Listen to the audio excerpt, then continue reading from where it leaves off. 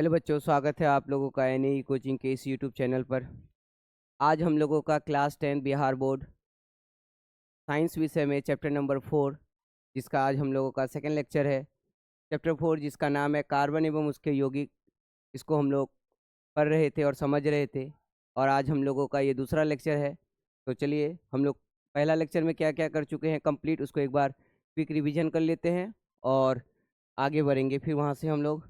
तो हम लोग सबसे पहला जो लेक्चर था हम लोगों का, उसमें हम लोग कार्बन और उसके परिचय को देखे थे, यानी कार्बन को हम लोग समझे थे कि कार्बन क्या है, पीरियोडिक टेबल में उसका स्थान कहाँ है, कार्बन धातु है या अधातु है, ये सभी चीज़ों को हम लोग देखे थे।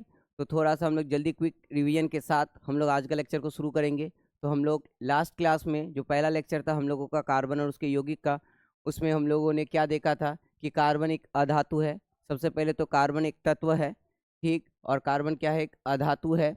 इसका रासायनिक प्रतीक क्या होता है, कैपिटल सी होता है। परमाणु संख्या 6 है, परमाणु द्रव्यमान 12 होता है। अगर इसका आवर्त पूछेगा, ये दो चीज़ है वो भी आपको याद होना चाहिए। अगर इसका आवर्त पूछेगा तो आवर्त 2 है, आवर्त कितना है, 2 है। और अगर वर्ग पूछेगा यानी ग्रुप पूछेगा तो ग्रुप आपका कितना है, 14 है। आवर्त आवर्त कितना है,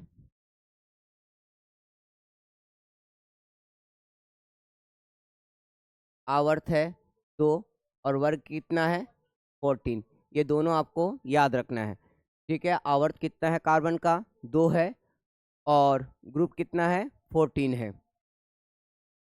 उसके बाद हम लोग क्या देखे थे, कार्बन पृथ्वी पर तथा जीवों पर अत्यंत महत्वपूर्ण तत्व है।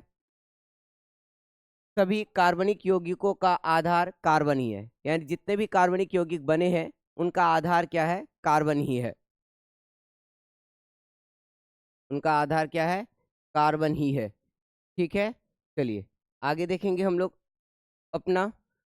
बोला है कार्बन और उसके समस्थानिक।